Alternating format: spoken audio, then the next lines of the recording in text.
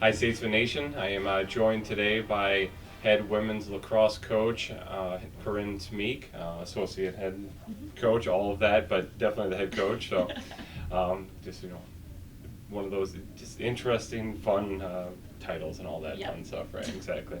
Alrighty, well, we're ready to preview the 2020, the inaugural and first and hopefully a very successful women's lacrosse season. So, Coach, let's back it all the way up to, I guess, you starting, and you already had some players recruited for you by Coach Christiansen. But let's talk about just developing these players and getting them ready for this first year. So I guess from day one up until preseason. All right. So in May we actually started. We actually got about 5 more people to sign once I got, I guess, announced is Right, the word right, for it. yeah. Once I was announced, we got 5 girls coming. We have girls from all over the country, Yeah. as well as one of our goalies from New Zealand. So a plethora of talent and diversity, which has really helped the team. Yeah. Fall ball was great. We did win a game, and then Cool. we learned a lot about our teamwork and communication and everything else. Which is really nice, especially for getting them to trust one another. Right. So fall ball was a learning experience for everybody, especially for some of our girls who had to learn a new defense or learn Right. new offensive plays and everything like that. Yeah. So it was great. I mean, Yeah. watching the girls be able to grow and then seeing them take everything we did in the fall and put it into our preseason work now is awesome. Yeah. So let's talk about preseason then. How much they have developed since then as well. How much they were able to, grasp and like I said, grow. Well, they've really grown to love 6 a.m. practices. Yeah, right, sure. At least tolerate them, right? They can tolerate them, and they're Yeah. like, it's weird to have an afternoon practice Yeah, now because right. we're so used to the system that we created. Yeah. But using their left hand, becoming more comfortable with their left hand, you can see it changing up their shots, throwing in fakes, working on their footwork a lot. Like, the girls have done absolutely amazing so far Yeah. for preseason, and they're putting in that extra work and running on their own and going up and just hitting the wall and playing wall ball or partner passing with their teammates. Yeah. All freshman team, so it's been probably difficult for you to say, or maybe easy. I don't know. I guess I'm not inside of it, but to find the leadership. Everybody's probably like, we're all in the same boat. I don't want to be that one person that steps out and says, hey, you need to work harder. I'm like, well, you're just a freshman just like us. How, who are you to tell us what to do, type thing. But hopefully some people have stepped up. We have. We've had some great leadership opportunities brought up. We have girls that we're already starting to train for next year to help our incoming freshmen and be like, okay, what did you want to know as a freshman? Right. They're coming up with how they'll be able to help our so far 6 commits already Sure. For next year, and then we have some awesome leadership opportunities as well. Yeah. Mckenzie Peterson has shown her leadership skills since the very beginning, and she was I call her the team mom because all the Right. girls just go to her. Sure. Hallie Clark, Bailey Royal, Mia Arnone, and Grace Dempsey, they've all really stepped up, but they Yeah. all play different roles. Right. So nothing's truly the same with them because they all have a special role. Like, Right. we have one girl who just loves to run in conditions, so Yeah. she's like, all right, let's go for a team run. Right. And so it's really cool to see how they're starting to grow and see their leadership roles and what their role is on the team. Yeah, definitely. All right, let's break it down by position and tell us, who we have on this inaugural team. So, if you want to go from the top, I'm going to compare it a lot to soccer here, but if you want to go from the top and talk attackers, or you can start talking from the goalkeepers first, however We'll you want start to go. goalkeepers. Okay, goalkeepers We first. have 3 goalies right now. Okay. We have Rebecca Godfrey, who is our New Zealand goalie. Yep. She unfortunately had a concussion fall ball, and she's actually hurt her shoulder now, so we're redshirting her Okay. as of right now. Sure. We have Maddie Reed and Melanie Sanchez, who have both improved so much. Yeah.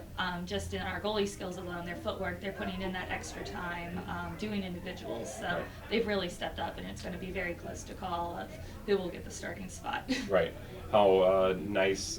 I mean, yes, you never hope that you'd have an injury where someone turns into a student coach, but how nice is it to have that, additional person kind of on the sideline that sees things and can, only has to, worry about the coaching side of things. So having Rachel in that capacity, has that been a benefit for you to It's help really teach? cool just because she has that goalie experience. Right. I unfortunately was never in Sure. cage, so she kind of sees it differently and is able to help the goalies and say, hey, try this or try Right, that, and they right. take the feedback so well. Sure.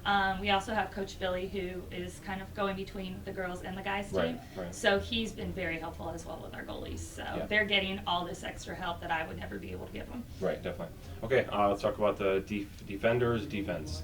Aisha Thompson currently is out because she got injured during our fall ball. We're hoping that rehab goes well and she'll be able to play hopefully by spring break. Right.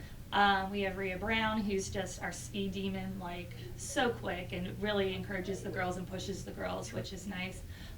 We have Mckenzie Peterson, who I start her on defense, but she usually ends up in the midfield somehow. Yeah, right. Just because she does have the stick skills, which is really nice. I have to think of who else. That's probably everybody. I think it is everybody. Okay. Well, we'll track back if we need to. Okay. Midfield.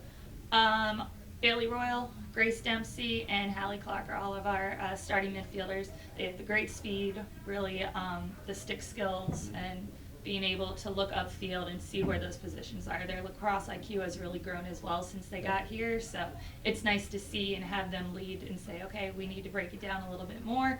What are we going to do, bringing the ball up to the attack, or how are we going to slow it down so we can kind of catch our breath? Right. So it's really nice to see, and they're kind of like learning how to work with each other and just put a twist on their play to help one another out as well. Definitely. And then finally, attackers. We have Mia Arnone, who, I mean, when I talked about stick skills, she's really good at reading our players and the plays and can get rid of the ball really quickly, which is nice. Jenna Donlan, Jill Cerici, and I know I'm missing another one now. But, I mean, just our attack alone, learning all the plays and being able to break it down is great. Like, I gave them like 5-6 new plays when they were just introduced to each other, and now they're really starting to get the grasp of it and realizing we can start it, but we don't have to finish it if we see those opportunities. So that's really cool to see. Yeah. Coming from a complete novice in the sport, how important is it for you guys to be able to build from the back line up, or the midfielders being able to get into the offense? I assume they're going to have a huge part of the offense. It's not just a situation of here, just feed it to the attackers and they're going to score all the goals. I mean, it's going to be a big mix between those two lines. So, how much has that been? Obviously, probably a huge part. Obviously, a huge part of just getting everybody to work together and realize that I don't have to do it all. I can rely on you, and we can feed off each other, type thing. So one of the drills we first started doing was just a clearing drill and having it passed down, and they basically learned that the ball is going to travel faster than them. So that was a really eye opener for some of them, especially if they were the stronger people on their high school teams that had to do it all. They're realizing, no, I don't have to do it all. I trust my teammates to catch the ball and move the ball forward. So that's really nice, and now they're trusting each other and saying, okay, if I can't get it in, there's somebody right behind me to look for and have that extra pass. So we don't have as much hero ball as I expected, which is great. So it's just slowing the ball down, getting it down the field, and then seeing what our options are on the attack side. Definitely. Let's talk about the schedule. You guys have a trip starting already this weekend. You're going over to Indiana, right? Yeah, I have to make sure I'm on the right team here. Going to Indiana, but then for spring break, going down to South Carolina for some games and in that area. Talk about some of the highlighted trips. We're really excited for the Marion Trip this weekend. I do know the coach, so that was one of the ones we wanted to schedule just to have the competition. Marion's also ranked number 8. So getting the girls to play against a much older, advanced team so they get the experience that they need is what I really wanted. We have the same thing with spring break when we play Lawrence Tech. Life is also a really big opponent as well. If they're not ranked, they will be soon, I think. So it's just cool to have that strength of schedule and have the girls play the higher teams instead of just what we have here in the KCAC. Yeah, definitely. Obviously, the elephant in the room is the all-freshman team, and how they will be able to, respond to adversity. Like you had mentioned, a lot of these ladies came from being the top dog in their team, and maybe they came from a very successful program. I don't know, but they're going to be freshmen playing against a lot of at least sophomores, more than likely juniors and seniors that are bigger and stronger, and again have that stronger IQ, field IQ. So I guess what have you been preaching throughout the preseason and everything about? Okay, we need to just know us and work on us and get better and all of that, and not just concern ourselves with the W's and the L's and everything, and know that this is going to be a process. And that's kind of the same conversation we just had. We had film and everything on Friday, and we've already set up goals. So each person on our team has an individual goal, and they set it in front of the whole team, so they're now going to be held accountable for it. Right. I want to use my left hand so many times, or I want so many assists. So they have their individual goals, and we also made team goals. So just because we don't have maybe the win this weekend when we play Marion, if we get more draw controls or so many ground balls towards Right. it, those are the little things that are going to help us be successful further down the road. Sure, definitely. Expectations, and this kind of just rolls right in line with that last question, but expectations for this year, again, because you're an all-freshman team, nobody's expecting you to go out and win a national title. Obviously, it'd be great if you did, but what are the realistic expectations for this year? What are you hoping to get out of the inaugural campaign? Just basically building the foundation for this team. We have a great group of girls that I'm really excited to be working with, and they get to continue to grow. Yeah. So by the time they're juniors, seniors, this team is going to be unstoppable, I really think, because of all the potential and the work that they are putting in. So as we continue to be positive and support one another and build as a team and use each individual's strengths, we're going to be successful as a team. Definitely. One final thing, you guys are on the road for a long time. I mean, you're not at home until I think March 21st, if I remember. Again, how important is it to get the team to just gel even more than they already have, probably, knowing that for the first month you guys are on the road, and there's just going to be a lot of hotel trips and just getting to know each other even better, which might be a really huge positive for the team to say, here, we're going to spend some time off campus and get to know each other even better. We do a lot of team bonding.